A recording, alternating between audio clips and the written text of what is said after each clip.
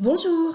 Dans une perspective de droit comparé, je vous propose d'envisager le droit de la filiation face aux évolutions de l'assistance médicale à la procréation dans le cadre de l'exemple du Luxembourg. Alors qu'un certain nombre d'États autorisent et encadrent expressément le recours à l'assistance médicale à la procréation, le Luxembourg fait figure d'exception. Son droit est en effet lacunaire en la matière. Ainsi, en droit positif luxembourgeois, un vide juridique peut être observé tant relativement à la procréation médicalement assistée que relativement au don de gamètes, au transfert d'embryons post-mortem ou encore à la gestation pour autrui. Face à ce vide juridique, d'importantes réformes sont envisagées. Plus précisément, 2 textes en cours de travaux parlementaires visent à modifier substantiellement le droit national de la famille et de la filiation. D'un côté, la proposition de loi numéro 6797, relative à l'assistance médicale à la procréation, poursuit le dessein, formellement exprimé, de garantir à l'enfant une filiation, je cite, « crédible, vraisemblable, non discontinue et conforme à l'intérêt supérieur de l'enfant ». L'adoption de la proposition de loi numéro 6797 relative à l'assistance médicale à la procréation aurait pour conséquence de mettre fin au vide juridique qui existe actuellement en droit luxembourgeois dans ce domaine, en restreignant le recours à l'assistance médicale à la procréation. La limitation porterait tout d'abord sur les motifs du recours à l'assistance médicale à la procréation. En effet, le recours à l'assistance médicale à la procréation serait strictement limité à un objectif thérapeutique, c'est-à-dire soit au fait de remédier à l'infertilité d'un couple dont le caractère pathologique est médicalement diagnostiqué, autrement dit au fait de contourner la stérilité d'un couple sans toutefois la soigner, soit au fait d'éviter la transmission d'une maladie grave et incurable. La limitation porterait ensuite sur les conditions inhérentes aux personnes ayant recours à l'assistance médicale à la procréation. En effet, l'assistance médicale à la procréation serait d'une part limitée aux couples formés d'un homme et d'une femme vivants et en âge de procréer. Le décès d'un membre du couple ferait d'ailleurs obstacle à l'insémination artificielle ou à la conception des embryons. D'autre part, la restriction aux couples formés d'un homme et d'une femme vivants et en âge de procréer serait encore renforcée car le recours à l'assistance médicale à la procréation serait également limité aux seuls couples mariés. Le dépôt d'une requête en divorce ou en séparation de corps ou la cessation de la communauté de vie ferait d'ailleurs obstacle à l'insémination artificielle ou à la conception des embryons. Il en est de même pour la révocation par écrit du consentement par l'homme ou la femme auprès du médecin chargé de mettre en œuvre l'assistance médicale à la procréation. La violation de l'une des conditions précédemment mentionnées serait punie d'un emprisonnement de 8 jours à 6 mois et d'une amende de 251 à 125 000 euros ou de l'une de ces 2 peines seulement.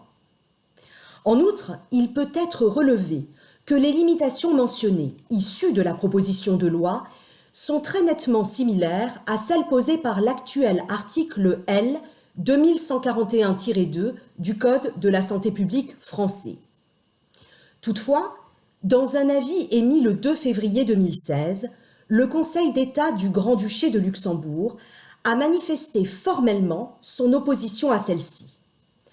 En effet, pour le Conseil d'État, je cite, « La non-considération des couples de même sexe crée une inégalité devant l'accès à la PMA fondée sur l'orientation sexuelle qui ne pourrait trouver une justification qu'en présence d'arguments mettant en évidence des disparités objectives, rationnellement justifiées, adéquates et proportionnées à leur but. Or, je cite toujours, « L'absence d'autres arguments susceptibles de justifier la disparité envisagée marque l'incompatibilité d'une telle approche avec l'article 10 bis de la Constitution et 14 de la Convention de sauvegarde des droits de l'homme et des libertés fondamentales. De plus, la restriction aux couples mariés est appréciée comme étant également contraire à l'article 10 bis de la Constitution du Grand-Duché de Luxembourg, qui dispose que les Luxembourgeois sont égaux devant la loi. Quant à la restriction qui impose que l'homme et la femme soient en âge de procréer, elle est considérée par le Conseil d'État comme inacceptable pour des raisons d'insécurité juridique. La proposition de loi analysée vise également à prohiber le don de gamètes, la procréation post-mortem, ainsi que la gestation et la procréation pour autrui au Luxembourg. D'une part, en considération du fait que le don de gamètes suscite des difficultés multiples qui ne peuvent être justifiées par le but, légitime en soi, d'avoir un enfant, but qui ne peut être atteint à n'importe quel prix, surtout lorsque le prix est payé en premier lieu par l'enfant. La proposition de loi viserait à interdire une telle pratique. La violation d'une telle interdiction serait punie d'un emprisonnement de 8 jours à 6 mois et d'une amende de 251 à 125 000 euros ou de l'une de ces deux peines seulement. Cependant, relevant que cette restriction induit une inégalité dans l'accès au traitement de couples souffrant du même syndrome qu'est l'infertilité, et donc une différence de traitement contraire à l'article 10 bis de la Constitution du Grand-Duché de Luxembourg précité, le Conseil d'État du Grand-Duché de Luxembourg s'oppose formellement au maintien de cette disposition. En outre, la proposition de loi prévoit également que la personne procréée à la suite d'un don de gamètes a le droit d'accéder à l'identité du donneur. Cette disposition, conforme à l'article 7 de la Convention internationale relative aux droits de l'enfant, interdirait l'anonymat du tiers donneur. Elle peut donc, a priori, apparaître contraire à l'interdiction du don de gamètes. Mais l'absence de contradiction s'explique en réalité par le caractère rétroactif de cette disposition qui s'appliquerait au tiers donneur qui aurait fait un don de gamètes avant l'entrée en vigueur de ce texte. Elle ferait alors prévaloir le droit de l'enfant d'accéder à ses origines. D'autre part, considérant que l'intérêt de l'enfant fait obstacle à la procréation post-mortem, qui, je cite, reviendrait à concevoir délibérément un orphelin, la proposition de loi viserait à interdire une telle pratique. La violation de cette interdiction serait punie des mêmes peines que celles précédemment mentionnées. De plus, la proposition de loi interdit expressément la procréation et la gestation pour autrui. Celui qui pratique la procréation ou la gestation pour autrui ou prête son concours ou son aide à de telles pratiques serait puni d'un emprisonnement d'1 an à 5 ans et d'une amende de 251 à 125 000 euros ou de l'une de ces deux peines seulement. Enfin, relativement à la filiation de l'enfant qui serait issu d'une gestation ou d'une procréation pour autrui, l'auteur de la proposition de loi rappelle que la convention de gestation ou de procréation pour autrui, dépourvue de valeur juridique, je cite, ne ferait pas échec aux règles légales relatives à la filiation et en particulier à celles qui attribuent la maternité de l'enfant à la femme qui l'a mise au monde et à elle seule. Et il fait également valoir que, je cite toujours, l'interdiction d'établir la filiation d'un enfant né en violation de la loi prohibant la GPA demeure sans doute la sanction la plus dissuasive à l'égard de celles et ceux qu'un désir d'enfant conduit parfois à l'aveuglement. D'un autre côté, un autre texte, également en cours de travaux parlementaires au Luxembourg, comporte aussi des dispositions relatives à la procréation médicalement assistée. Il s'agit du projet de loi numéro 6568A portant réforme du droit de la filiation. Ce texte propose toutefois des perspectives complètement différentes, voire parfois diamétralement opposées par rapport à la proposition de loi précédemment analysée. Tout en précisant les conditions inhérentes à la procréation médicalement assistée, le projet de loi portant réforme du droit de la filiation vise, comme nous le verrons dans un second temps, a autorisé de nouveaux modes d'établissement de la filiation au Luxembourg. En l'état actuel des travaux parlementaires, le nouvel article 313.1 du Code civil détermine tout d'abord les règles inhérentes à la convention qui devra être formalisée préalablement à toute démarche médicale relative à la procréation médicalement assistée ou à toute insémination de gamètes ou implantation d'embryons.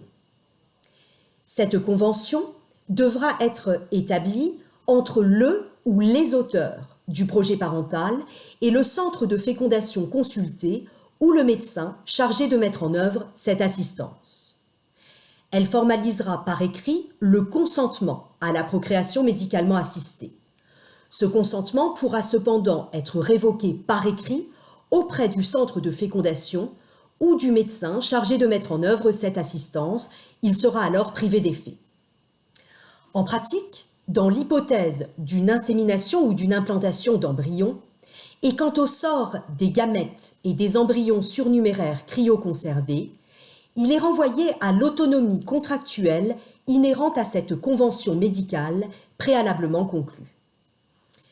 Par ailleurs, l'emploi explicite par le nouvel article 313.1 des termes « le » ou « les auteurs » du projet parental renvoie à la volonté de ne pas instaurer de restrictions en matière d'accès à la procréation médicalement assistée. Ainsi, la procréation médicalement assistée sera accessible aux couples de sexe opposé et aux couples de même sexe, qu'ils soient mariés, pacsés ou vivant en concubinage. Elle sera également ouverte aux femmes célibataires. Il est en effet estimé, je cite, que la question de l'accès aux techniques de la procréation médicalement assistée constitue essentiellement un choix politique et il est proposé de mettre en place une PMA pour tous.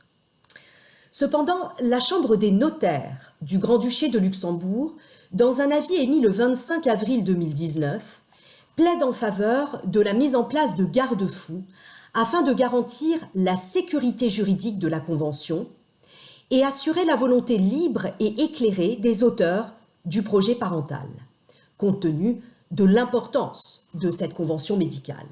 En particulier, la Chambre des notaires suggère l'établissement de la convention médicale par acte authentique, mais aussi que l'identité des signataires soit précisée, que la capacité juridique des auteurs du projet parental soit contrôlée et qu'un registre détenu par le ministère de la Santé soit créé afin de conserver les conventions.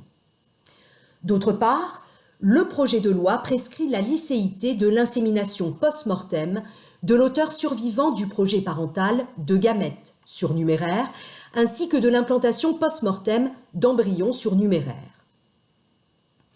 Ces actes seront licites pour autant que les auteurs du projet parental y aient expressément consenti dans la convention médicale ou dans un acte authentique séparé. Des conditions de délai sont également posées. Il devra en effet être procédé à l'insémination post-mortem de gamètes ou à l'implantation post-mortem d'embryons, au plus tard dans l'année qui suit le décès de l'auteur défunt du projet parental. En revanche, le projet de loi prévoit d'interdire expressément et de sanctionner pénalement la pratique de la gestation et de la procréation pour autrui au Luxembourg.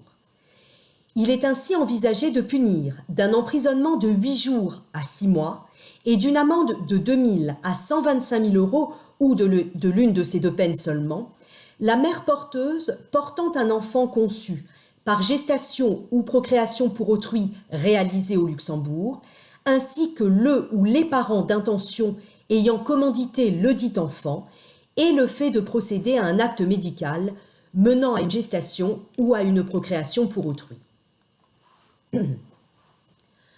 Comme son intitulé l'indique expressément, le projet de loi numéro 6568A vise à réformer le droit luxembourgeois de la filiation. En opposition à la proposition de loi précédemment analysée, son adoption tendrait à autoriser de nouveaux modes d'établissement de la filiation, à garantir la stabilité de la filiation de l'enfant issu d'une procréation médicalement assistée à l'égard des auteurs du projet parental, et à faire prévaloir la réalité, la vérité sociologique sur la réalité, la vérité biologique. En l'état actuel des travaux parlementaires, il est prévu qu'à compter de l'insémination des gamètes ou de l'implantation des embryons surnuméraires donnés, les règles de filiation telles qu'établies par le Code civil jouent en faveur du ou des auteurs du projet parental ayant reçu lesdits gamètes ou embryons surnuméraires. Ces nouvelles dispositions, qui s'inspirent des articles 27 et 56 de la loi belge du 6 juillet 2007 relative à la procréation médicalement assistée et à la destination des embryons surnuméraires et des gamètes, s'appliqueraient en cas de procréation médicalement assistée, endogène et exogène. De plus, celui qui, après avoir consenti à la procréation médicalement assistée, ne reconnaît pas l'enfant qui en est issu, engagerait sa responsabilité envers l'autre parent et envers l'enfant. Sa maternité ou sa paternité serait judiciairement déclarée. Le consentement donné à une procréation médicalement assistée avec ou sans tiers donneur interdira toute action aux fins d'établissement ou de contestation de la filiation, à moins qu'il ne soit soutenu que l'enfant n'est pas issu de la procréation médicalement assistée ou que le consentement a été privé d'effet. Concrètement, de telles dispositions visent à assurer la garantie de la stabilité du lien de l'enfant issu d'une procréation médicalement assistée à l'égard des auteurs du projet parental ayant valablement exprimé leur consentement préalable au recours à une procréation médicalement assistée. En cas de recours à une procréation médicalement assistée avec tiers donneur, aucun lien de filiation ne pourra être établi entre l'auteur du don et l'enfant issu de la procréation et aucune action en responsabilité ne pourra être exercée à l'encontre du tiers donneur. En effet, il est estimé qu'en cas de recours à une procréation médicalement assistée avec tiers donneur, la future loi devrait faire prévaloir la vérité sociologique sur la vérité biologique, de sorte que l'enfant puisse bénéficier d'une filiation stable à l'égard de ses parents d'intention. En cas d'insémination post-mortem réalisée en dehors des conditions prescrites, la filiation de l'enfant ne pourra pas être établie à l'égard de l'auteur défunt du projet parental. En revanche, le non-respect du délai prévu, à savoir l'insémination post-mortem de gamètes ou l'implantation post-mortem d'embryons, au plus tard dans l'année qui suit le décès de l'auteur défunt du projet parental, n'aurait pas de conséquences négatives sur l'établissement de la filiation de l'enfant. Celle-ci serait tout de même établie à l'égard de l'auteur défunt du projet parental, ce qui peut paraître conforme à l'intérêt de l'enfant et à son droit de connaître ses parents, prescrit par la Convention internationale relative aux droits de l'enfant, y compris le cas échéant lorsque l'un des parents est décédé. Par ailleurs, tout en interdisant formellement la gestation et la procréation pour autrui en tant qu'acte médical au Luxembourg, le projet de loi vise à assurer, au nom de l'intérêt supérieur de l'enfant, ainsi qu'au regard des arrêts rendus en 2014 par la Cour européenne des droits de l'homme, dans le cadre des affaires Ménesson contre France et Labassé contre France, la reconnaissance des effets d'une gestation ou d'une procréation pour autrui valablement réalisée à l'étranger. Dans les hypothèses de gestation ou de procréation pour autrui réalisée à l'étranger dans un centre de fécondation ou par un médecin chargé de mettre en œuvre l'assistance médicale, comme dans les hypothèses de procréation médicalement assistée réalisée avec tiers donneur, le ou les auteurs du projet parental pourront déclarer seuls ou à deux leur projet parental auprès d'un officier de l'état civil d'une commune ayant sur son territoire une maternité. Cet acte de parentalité sera dressé au Luxembourg sur présentation de la convention médicale établie entre l'auteur ou les deux auteurs du projet parental et le centre de fécondation ou le médecin chargé de mettre en œuvre l'assistance médicale. L'acte de parentalité pourra également être dressé en cas de gestation ou de procréation pour autrui réalisée à l'étranger, si la convention médicale établie à l'étranger est conforme à la loi de l'État dans lequel elle a été établie. Le projet de loi créerait donc un nouvel acte de l'état civil permettant une reconnaissance sociologique circonstanciée. En pratique, cet acte de parentalité pourra être fait par toute personne, indépendamment de son orientation sexuelle, de son statut familial ou du modèle familial choisi. L'acte pourra être dressé avant ou après la naissance de l'enfant, et l'acte de naissance de l'enfant indiquera le ou les auteurs de l'acte de parentalité comme parents.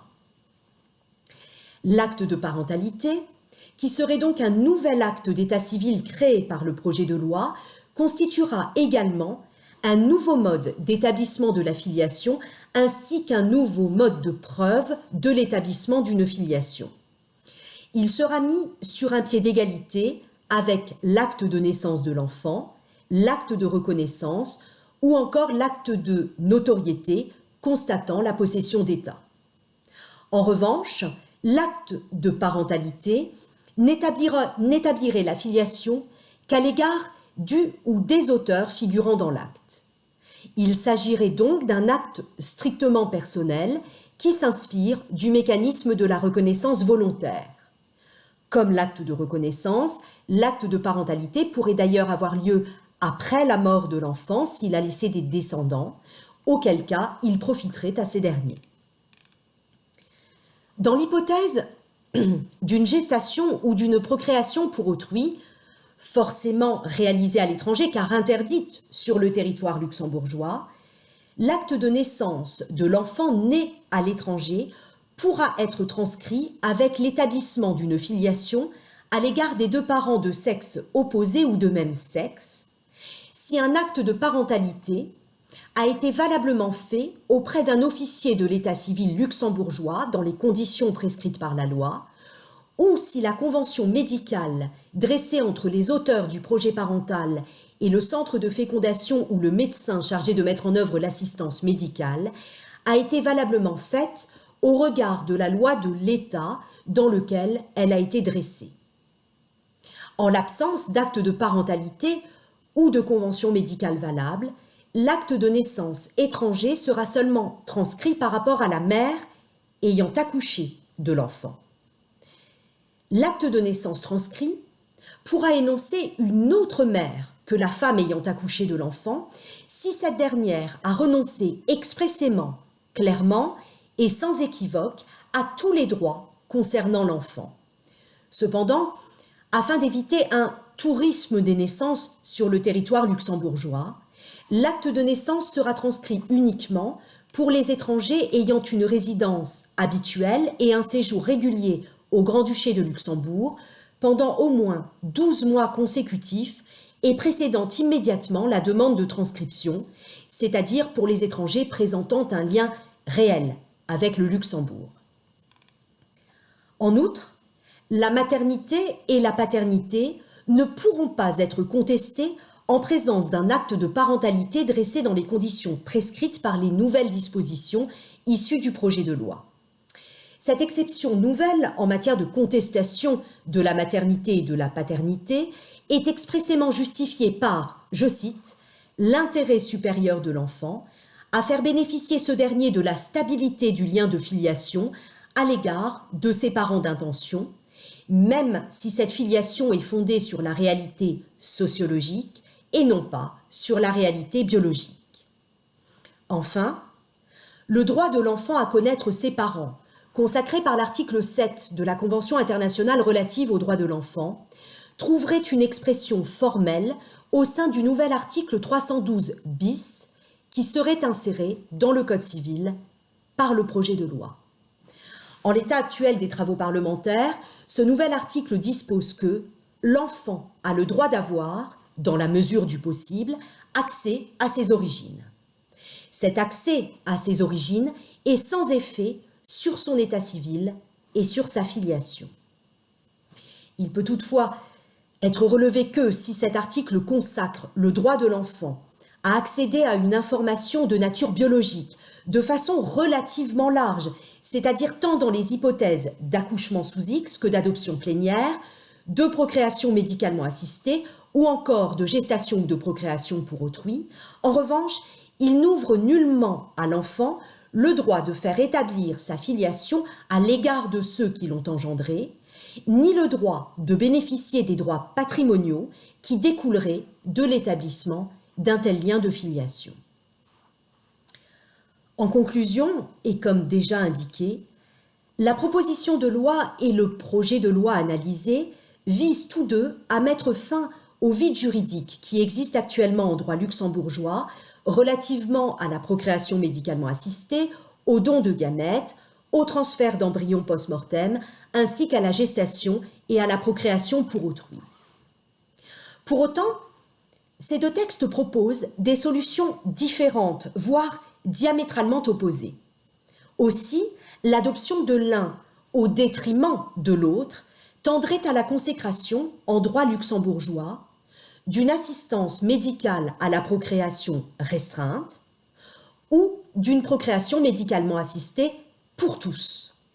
Le choix opéré aura des incidences en droit de la filiation en faisant prévaloir la vérité biologique sur la vérité sociologique ou, à l'inverse, la réalité sociologique sur la réalité biologique et en autorisant, le cas échéant, de nouveaux modes d'établissement de la filiation.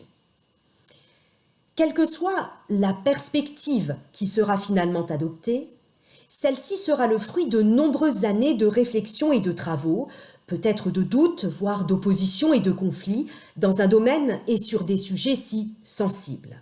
En effet, les deux textes ont été déposés devant la Chambre des députés du Grand-Duché de Luxembourg depuis longtemps. Depuis 2015, pour la proposition de loi, depuis 2017, pour le projet de loi, mais celui-ci est issu par transformation d'un précédent projet de loi qui avait été déposé, quant à lui, en 2013. Plus récemment, le gouvernement du Grand-Duché de Luxembourg a expressément manifesté sa volonté de finaliser la modernisation du droit de la famille. À cette fin, les travaux parlementaires sur le projet de loi portant réforme du droit de la filiation numéro 6568A devraient être poursuivis. En d'autres termes, la perspective future qui pourrait être concrétisée serait finalement celle retenue dans ce projet de loi. Néanmoins, au cours des derniers mois, les travaux portant sur ce texte, comme d'ailleurs sur la proposition de loi, n'ont guère avancé. Peut-être eu égard à d'autres réformes considérées comme plus urgentes et ou moins sensibles. Peut-être également en raison du contexte inattendu et exceptionnel face auquel le Luxembourg, comme d'ailleurs le monde entier, a dû faire face dans l'urgence avec la pandémie de Covid-19. Je vous remercie.